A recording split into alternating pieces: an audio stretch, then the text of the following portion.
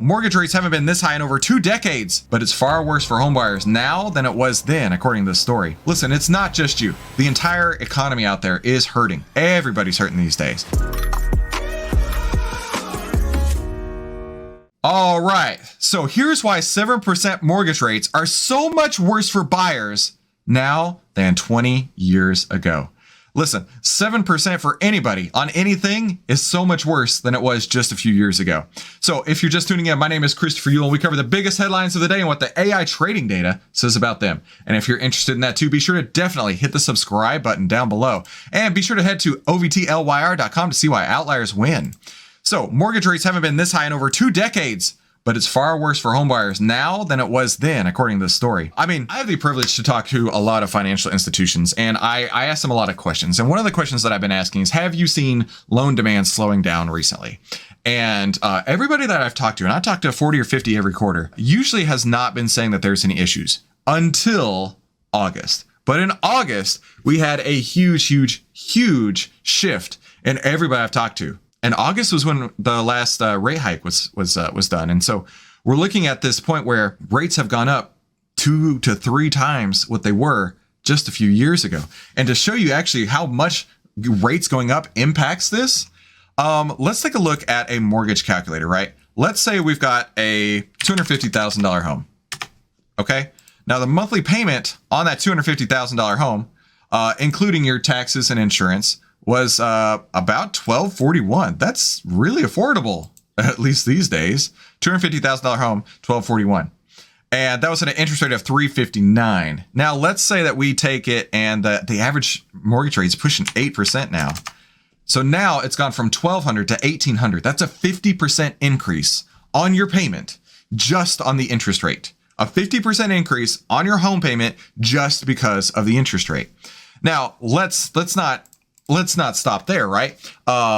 There's a house in my neighborhood that I know is for sale when we bought our house for around $400,000. And, you know, nice home, beautiful home. I mean, it's huge, right? It's probably like 4,000 square feet. And now that same home, the exact same home, is for sale for $1.2 million. That same home, that $400,000 home 6-7 years ago, is now for sale for $1.2 million. And I'm looking at this home and I'm like, that's not $1 million house. I mean, if I were in the market shopping for a house and I saw that house and I said, this is what $1 million gets you these days, I'd be really disappointed. So let's take a look at how much that would make a difference, right? Let's say we have our $400,000 house and we had the 3.5% interest rate like we had a few years ago, right? That's looking at a monthly payment of about $2,000, which is pretty pricey, but still manageable for a lot of households. I'm not saying that it's easy. I'm not saying that it's cheap. I'm saying that a lot of households could manage that. Now let's look at that exact same house at $1.2 million with a 8% interest rate. That's now $8,000.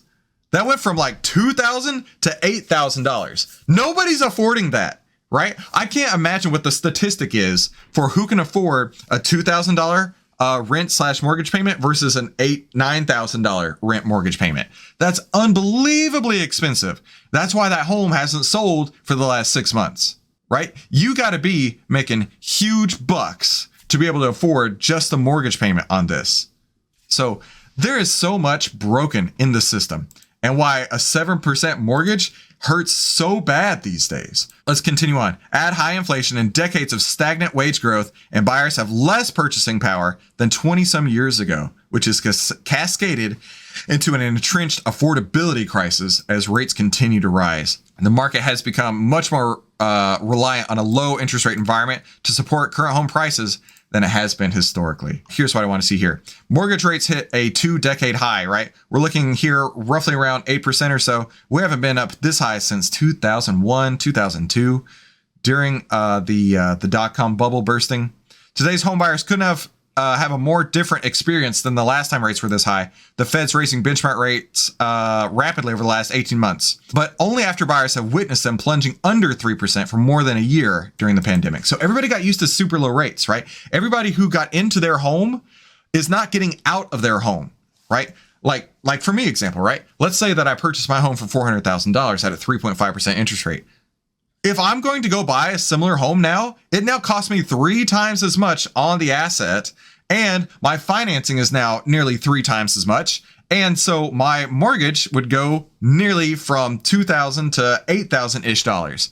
That becomes incredibly unaffordable for the same house today versus 5-6 years ago. So listen, it's not just you. The entire economy out there is hurting. Everybody's hurting these days. But let's take a look at what the AI data says about JP Morgan, one of the biggest financial banks out there, if not the largest by asset size. In fact, we got a buy signal on September 15th, so about 10 days ago. And this signal has generated a 63% return over the last few weeks. So if you're interested in this, be sure to head to ovtlyr.com to see why outliers win. Now let's go see what people are saying out there in the Twitter sphere. Pain is just the beginning, unfortunately.